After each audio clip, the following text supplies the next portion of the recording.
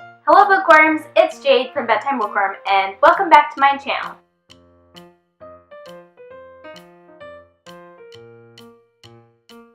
Today I am here to bring you my summer reading wrap-up, where I quickly go over all the books that I read this summer and the ratings that I gave them, and then I go a little more in depth to my top 5 favorite reads. A couple weeks ago, I did post a poll on Twitter asking if you guys would prefer monthly wrap-ups only, seasonal wrap-ups only, or both. More than half of the people who participated in the poll said they wanted to see both seasonal and monthly wrap-ups, and then a little less than half of the people said that they wanted to see only monthly wrap-ups. I really enjoy doing seasonal wrap-ups, so I decided to go with the majority, and I'm going to be doing both seasonal and monthly wrap-ups from here on out. However, I filmed my August wrap-up last weekend, which if you saw my vlog that I posted last week, you'll see that I was on my way to go film it in that video. I did film it. I'm trying out this new autofocus thing on my camera, and I apparently didn't know what I was doing, and it didn't work. Basically, the whole video that I filmed last week of my August wrap-up was completely out of focus. It was focused on my background behind me, and I was super blurry, and there was no way I felt comfortable posting that. So I decided just to scrap it, and for August, I'm just not gonna do a wrap-up because at this point, September is almost halfway over, and just the way that my reading worked out over the summer, 4 of the 5 books that are my top 5 for the summer, I read in August, and I just felt like the content would be really repetitive. So for this month, I'm scrapping the August wrap-up, and I'm gonna do the seasonal wrap-up, but from here on out, I'm gonna do my best to do both seasonal and monthly wrap-ups.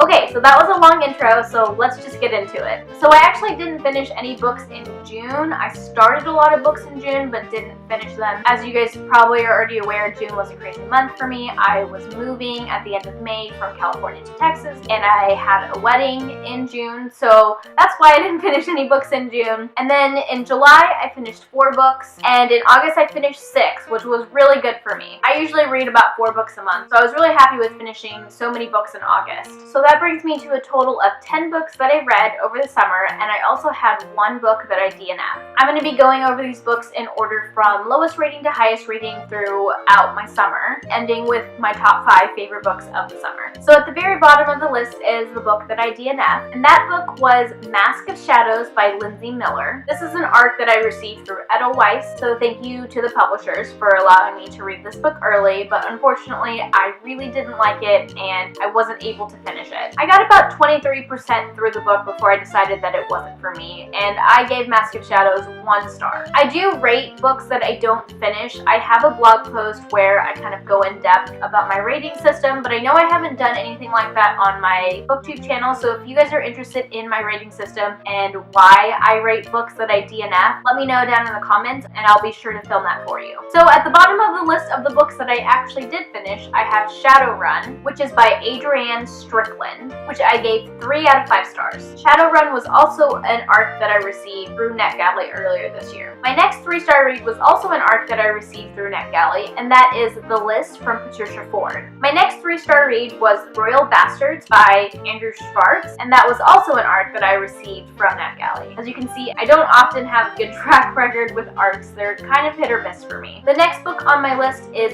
The Circle by Eggars. I gave this 3.5 stars, which I rounded down to 3 stars on Goodreads. Then we have Wonder Woman Warbringer by Leigh Bardugo, which was also an ARC that I received when I went to Y'all West. I was actually really anticipating this read, and it was a bit of a disappointment. It wasn't terrible, but obviously I didn't love it as much as I would have liked, and I gave it 3.5 stars, which I rounded down to 3 on Goodreads. Alright, so now that brings me to my top 5 reads of the summer. Coming in at number 5, I have Fire Study by Maria V. Snyder, which is the 3rd book in like the original study series, with the first book being Poison Study, which I've kind of seen coming around BookTube again recently. But Maria V. Snyder has written multiple trilogies set within the same world, and this is the very first one. I gave Fire Study 3.5 stars, which I rounded up to 4 stars on Goodreads. For those of you who don't know, Poison Study is about about a girl who is in prison for a crime that she had committed, and basically she's next to be executed, but the poison taster for the king has died or something like that, and they need to replace him. Their protocol for this is the next person in line to be executed from the prison is offered the job of being the taster for the king, tasting his food to make sure it's not poison. Anyway, she takes the job and the story kind of unfolds from there. I really enjoyed Poison Study when I read it. I really enjoyed the storyline, the characters, the world building. I have to say that the first book was the strongest in the series for me, and it's kind of gone downhill since then. Each book in this trilogy is kind of like a mystery that's going on and you're trying to solve it, and in the end the plot is kind of what pulled me through for Fire Study because I wanted to know the answer to the mystery. The characters in the first book were set up really well, but then following that book it felt like the characters were very stagnant and became sort of more two-dimensional as we went on through the series, and I didn't enjoy it as much as I enjoyed the first one, and I honestly don't think I'm gonna continue on in any of the trilogies that are set in this world. If you guys have read any more of the series that are set in this world by Maria V. Snyder, let me know if you really like them and you think they're worth reading. I think some of them have other characters in them, so maybe I'll like them better. Coming in at number 4, I actually have a nonfiction book, which is kind of a surprise because I never really read nonfiction, and that's going to be Disrupted, My Misadventure in the Startup Bubble by Dan Lyons, which I gave 4.5 stars and rounded down to 4 on Goodreads. I picked up this book because it was chosen for my work book club. Otherwise, I would have never picked this up because, like I said, I don't really read nonfiction, but I'm really glad that I did. It's about Dan Lyons and how after he was laid off from his job at, I think it was the Times or some big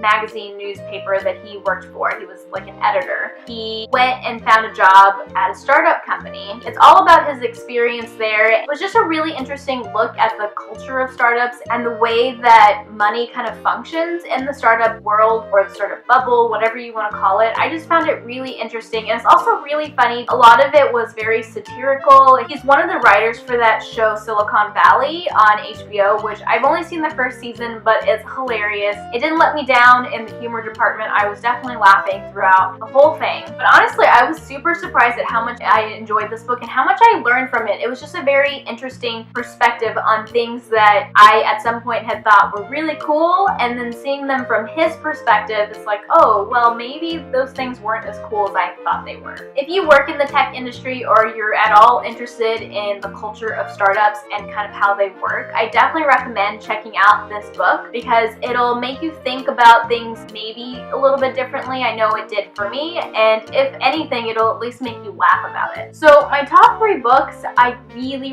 liked all of them, so it's really hard for me to kind of put them in an order. But coming in at number 3, I have The Grey Wolf Throne by Cinda Chima. This is the 3rd book in the 7 Realms series. If you've been on my channel lately, you know I've really been enjoying this series ever since I read the first book earlier this year. I gave The Grey Wolf Throne 4.5 stars, which I rounded down to 4 on Goodreads. The first book in the series is The Demon King, and this is a young adult high fantasy that centers around 2 main characters. One is Raisa, who is the princess of one of the Southern Realms, and the other is Hans Alistair, who is a street lord, and he's a little bit of a bad boy, but he's trying to make a better life for himself. The series is really great. The world building is fantastic, especially for a YA book. There's lots of action, there's magic. I love the characters. The first book doesn't have a whole lot of romance in it, but starting in the second book there is, and I ship the ships so hard. I actually ship multiple ships in this book, and there's a lot of diversity. There's a lot of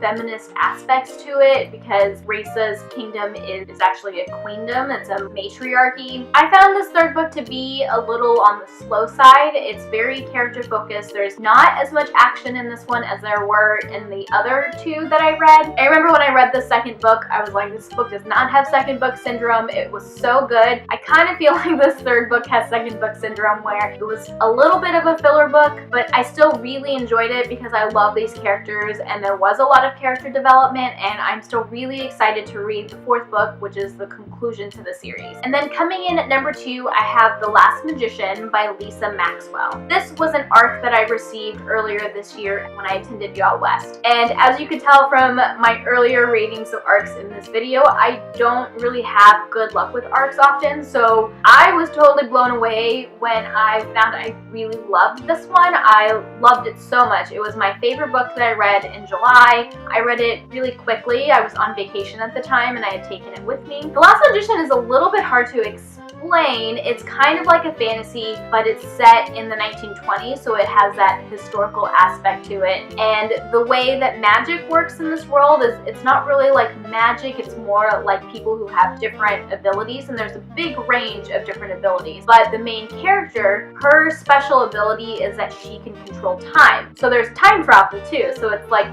a fantasy that is historical but also has time travel in it. I loved this book. It was so good. I loved all the characters. It's actually also a heist story, which after reading Six of Crows, I've come to realize I really like heist stories. But basically the main character is sent back in time to steal a specific book, and by stealing this book she's supposed to be able to like save the world. If any of those buzzwords I just mentioned are intriguing to you at all, I definitely recommend checking it out because I really enjoyed The Last Magician and I'm definitely looking forward to more books in this series. Which, according to Goodreads, it's not a series, but the way that the book ended, I feel like there's going to be more books. Or at least I really hope there's going to be more books. Okay, and now we've come to number 1. The book that I've got at number 1 is a little bit of a cheat because it was a reread. But it was my favorite book, or one of my favorite books that I read last year. And so it's no surprise that I gave And I Darken 5 out of 5 stars. No rounding or anything, just straight up, I gave it 5 stars. I read And I Darken for the first time about a year ago. I received an arc of it from Y'all West when I went last year. Knowing my track record with arcs, I went into it with fairly low expectations, just figured I'd give it a shot. It sounded interesting, and I ended up completely loving this book, which is also a surprise because it is not fantasy, and it also is very character focused and not very like action packed, which are the things that I typically gravitate towards. So